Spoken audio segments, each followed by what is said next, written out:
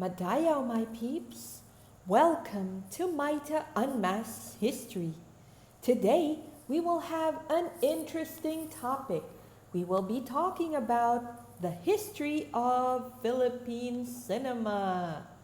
Before we do that, we will be talking about the history of film and cinema as a whole. Just to give us a brief background, of course.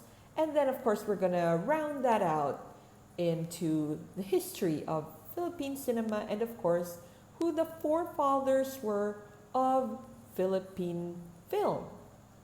So, shall we begin?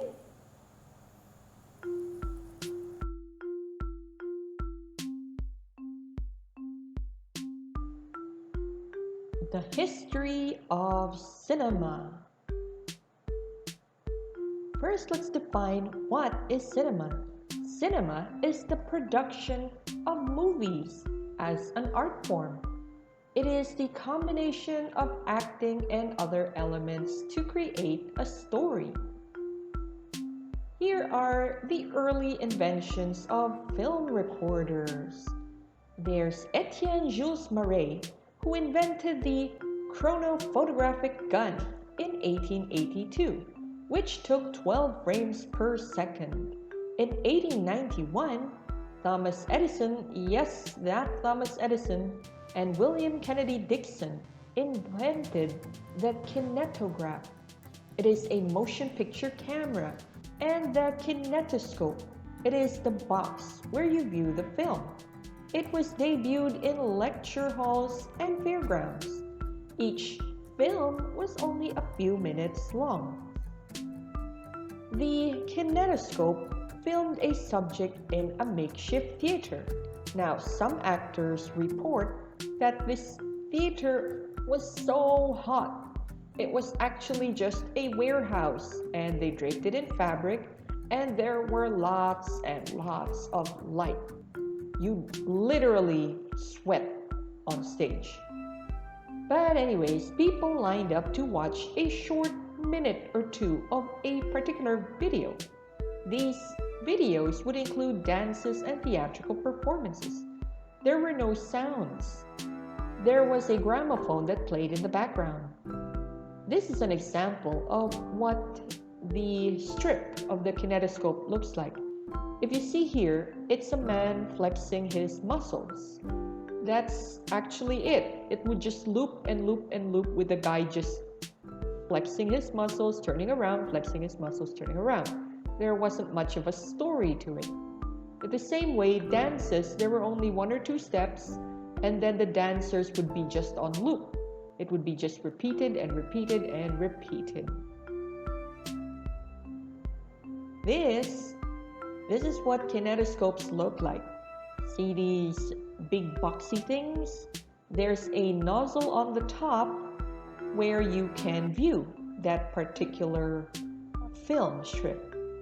Now, each of these kinetoscopes was very heavy, and you only paid like a coin or two to watch them. So Edison had to create these salons where you come and view these. It was like an early form of cinema, but only one person at a time can view this, of course. In the same year that Edison invented his kinetograph, the French Lumiere brothers invented the cinematograph, which was a portable handheld projector. They were able to show to a larger group of people, which was more lucrative than Edison's one-person viewing. Now, do you know why we called it cinema? It's because of the name, cinematograph, or later we will be calling it cinematografo for Tagalog or Spanish. Now, 30 years of silent film era followed. Here are the milestones of film and cinema. In the 1920s, it was the golden age of cinema with sounds, otherwise known as the talkies. Actors and actresses who couldn't talk well, they found themselves out of a job. In 1932, Technicolored films were introduced. And in 1950s, it was the golden age of television, and it caused many cinema houses to close. But don't worry, cinemas are still very much alive. Today, I hope. In the 21st century, 3D and CG were introduced to films. 3D or three-dimensional, CG means computer graphics. And digital films became the norm. Or at least digital effects became a norm. In 1995, Pixar and Disney teamed up to create the first 3D animated full feature film to be shown in cinema, Toy Story 1. It was groundbreaking. And in 2001, Disney and Pixar teamed up again to create Monsters, Inc. It's the third highest grossing feature film of the year. It was groundbreaking because they created animated hair, which was never done before. After the animated full feature film of Toy Story, most hair in 3D was a solid block. It was hard to animate each strand. And in 2001, they were able to perfect this. In 2005, YouTube was launched, and in 2012, YouTube introduced ad revenue sharings to the creators, and it became the #1 platform for digital media. Social media became second. These are Instagram stories or Instagram TV, Facebook, Snapchat, the now popular TikTok, and the others. Do you think this is the end of TV? In 1997, Netflix was launched as a subscription video rental business. But in 2010, they changed the strategy. By changing their strategy, Netflix changed the landscape of the movie industry. You see, they became a streaming platform with a mobile app. And soon, Netflix began to fund exclusive content just for its viewers. Have you heard of Netflix and chill? How do you think COVID-19 affected Netflix usage? I'll leave that for you to comment down below.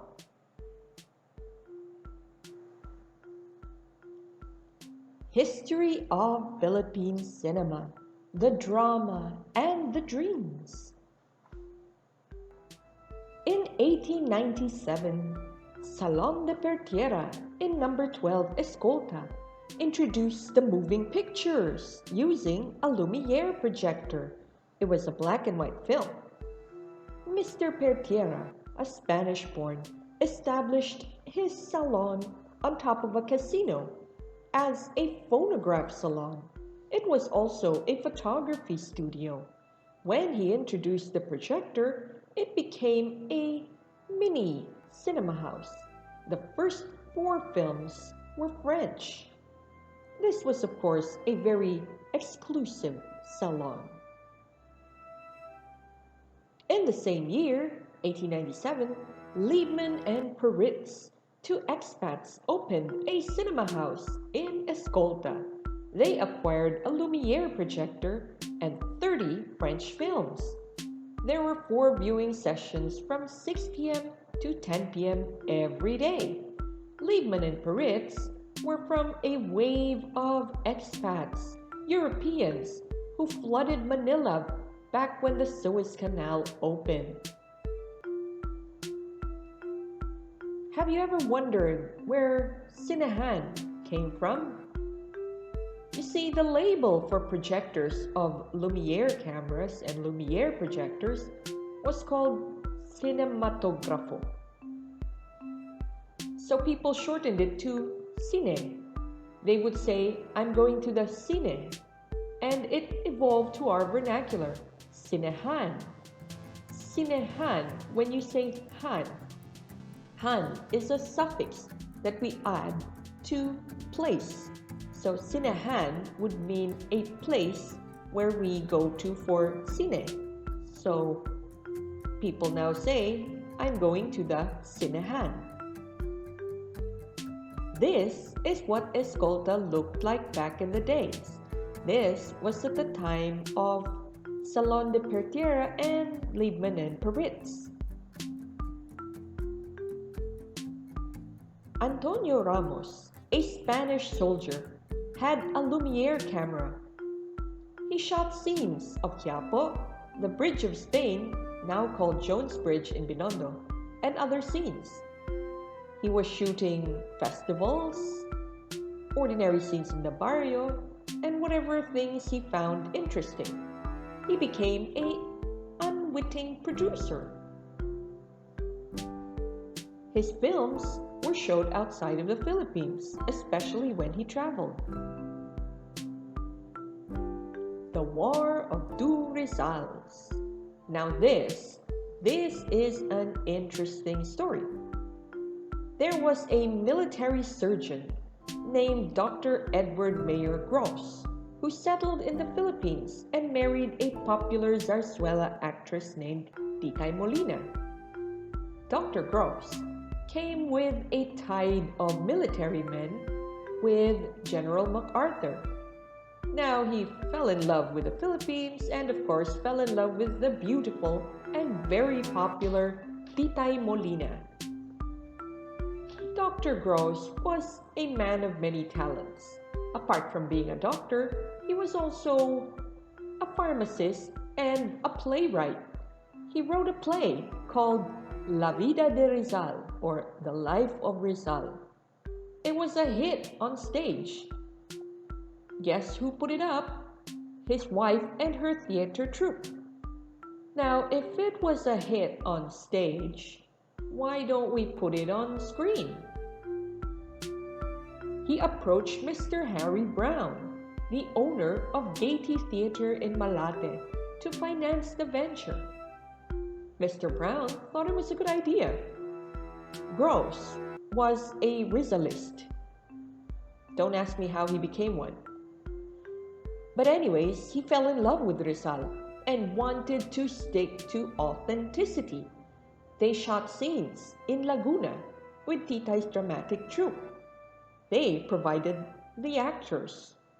They also shot in places like Intramuros, Bagumbayan, and University of Santo Tomas, where Dr. Rizal studied. Take that, authenticity. Now you have to see that there will always be competition. Mr. Albert Yearsley, competitor Mr. Brown, and owner of Oriental Moving Pictures Company, decided to film his own version and release it one day before the Gross Brown Rizal film. He shot everything in a hurry, and of course he shot it in secrecy. So the Bagumbayan scene was shot in Manila North Cemetery instead. Guess what it became? It became a publicity war between the two movies, such that it was covered by both the American and Philippine news. Yearsley's Rizal had a huge opening day. Thousands showed up. Unfortunately, it only ran for 8 days, and 4 of those days he had to beg the Majestic Theater to run them. He even had double width, just to attract the customers. You see, back in the day, one run for film was around 20 minutes, so his film wasn't very long. And some people thought it wasn't very authentic. The Gross Brown film was longer and had more quality. I would assume it would be about an hour or more. Their film showed for 14 days with a satisfied crowd. It was packed. You see, the Gross Brown film really invested in this. They were rumored to spend 25,000 pesos.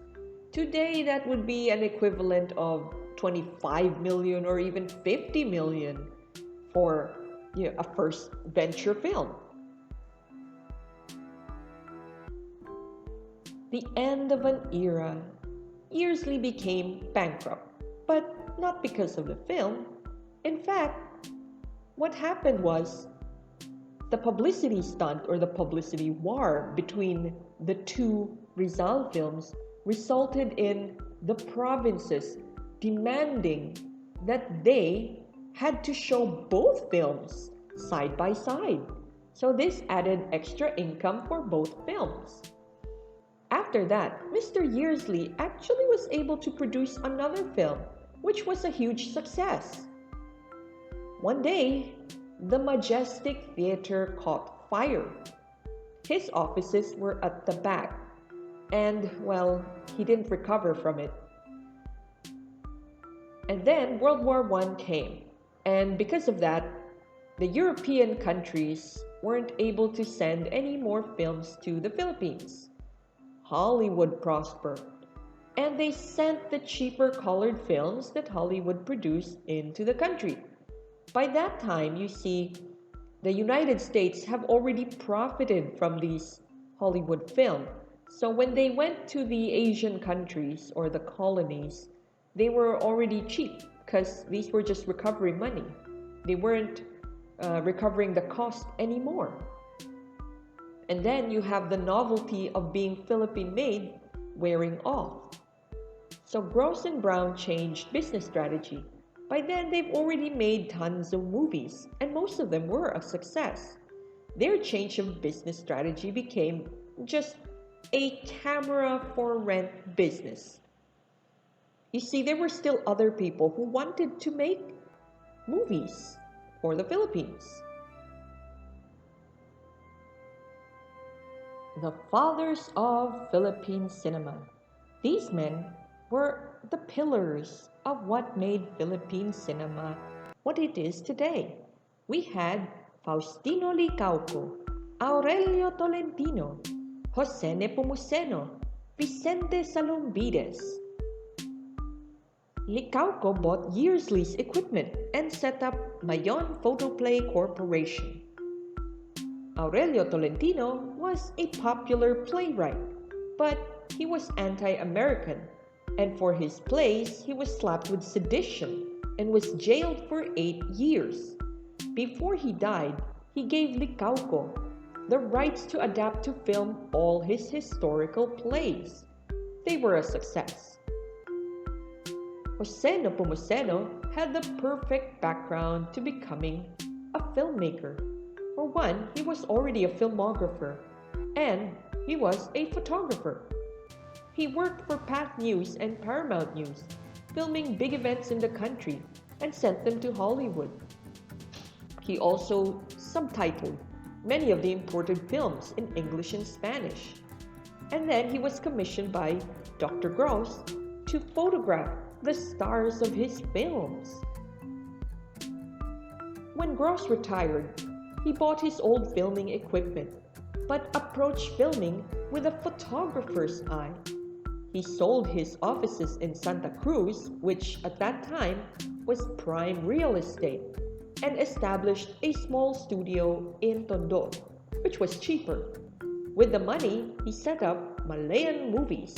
It was a 100% Filipino-owned and run company. He co-owned it with his brother Jesus. In the early days, he didn't have much money, so he had to resort to creative lighting.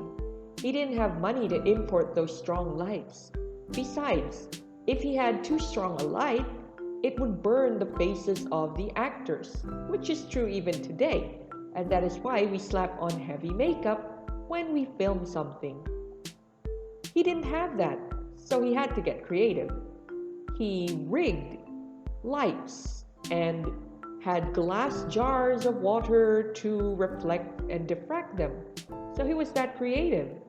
Because what he saw in the Gross Brown films, although they were popular and very good story-wise, the quality was not there in terms of lighting.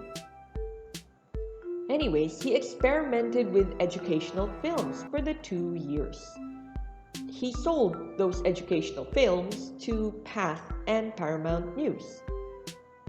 And then, the old cameras were hand-cranked. And they weren't always that reliable because you had to have a very steady hand. Some of his workers would report that sometimes Nepomuceno would crank a little too fast, making the scenes come out very fast.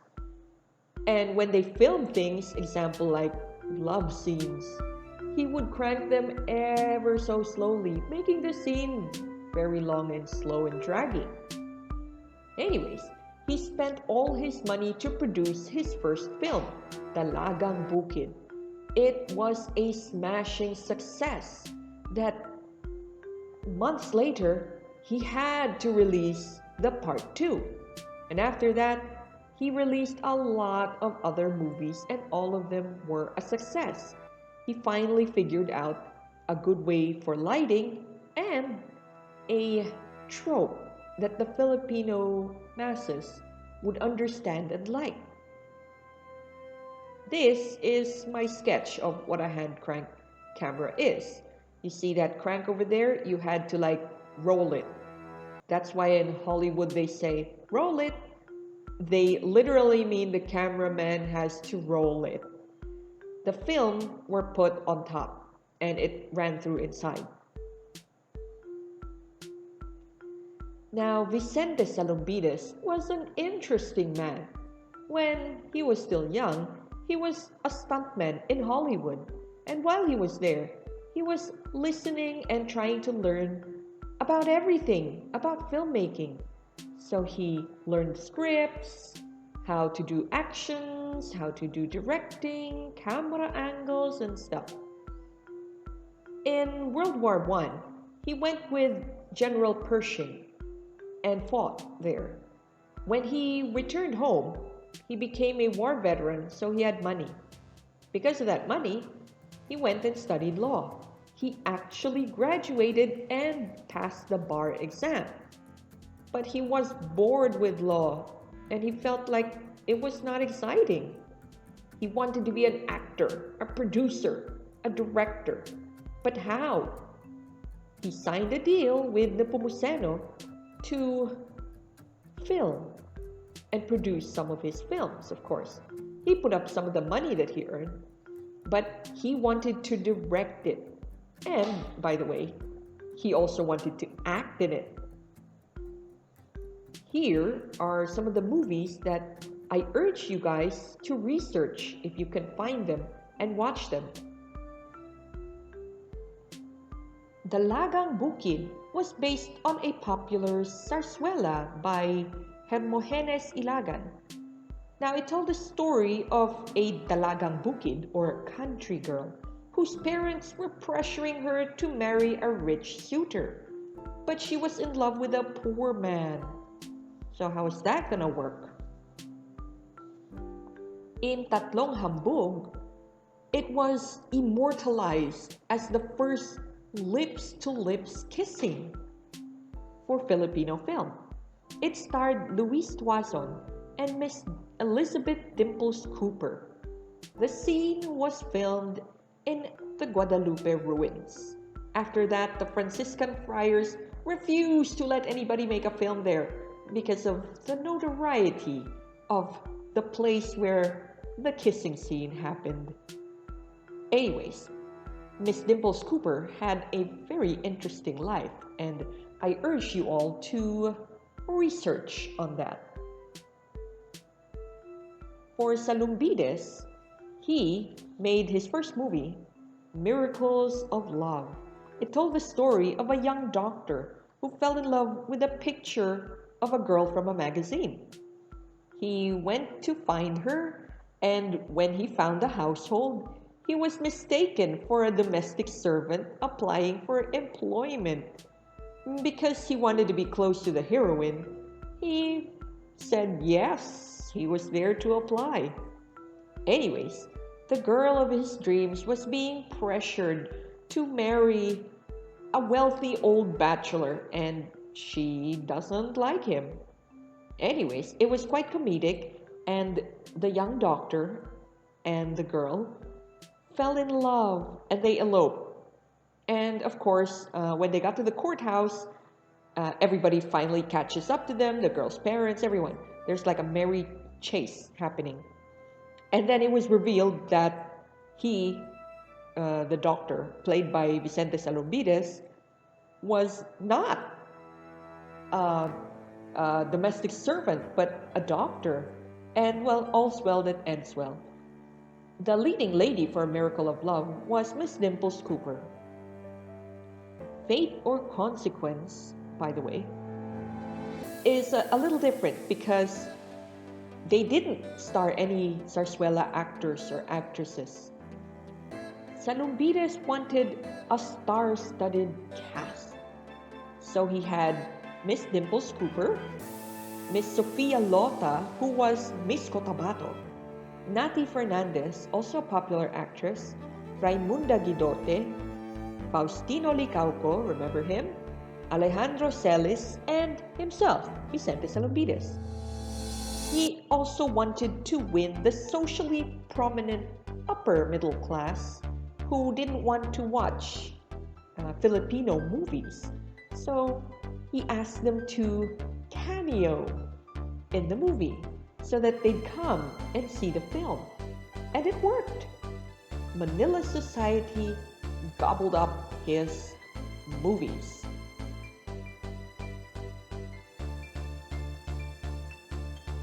Now, these 4 movies that I've shown you, these are just samples. There were a lot more in between, of course. But Jose Nepomuceno and Vicente Salumbides approached things very differently. Jose Nepomuceno approached things first with a photographer's eye and a creative mind. But he wanted to capture the essence of what it took to be a Filipino. In fact, his company's name is Malayan Movies. Malayan because he wanted to show that the Filipinos came from the Malay race, very Southeast Asian. On the other hand, you have Vicente Salumbides, whose training was Hollywood from the beginning. He wanted to capitalize on this. So his actors and actresses portrayed people of the middle and upper class, like a doctor, as compared to Jose Nepomuceno, who portrayed masses. He actually romanticized the masses. Look at their titles. Dalagang Bukid, Tatlong Hambog. They're in Tagalog. Most of his movie titles were in Tagalog. Vicente Salumbides, although his movies were in Tagalog, his titles are mostly in English. But all these films touch the hearts of the masses, middle, lower, or upper class. They were for Filipinos, by Filipinos, with Filipino flavors. Some of their themes still recur today. In fact, some of their mindset, good or bad, still recur today. So if you have something to share, please put them on the comments below. I'd appreciate it if you like or subscribe to my channel. If you have suggestions of future videos that I should make, you could also put them on the comments down below. I'll be putting a slide of my social media channels so you and I can get together and connect. I hope you enjoyed this. Thank you very much and see you all again. Bye!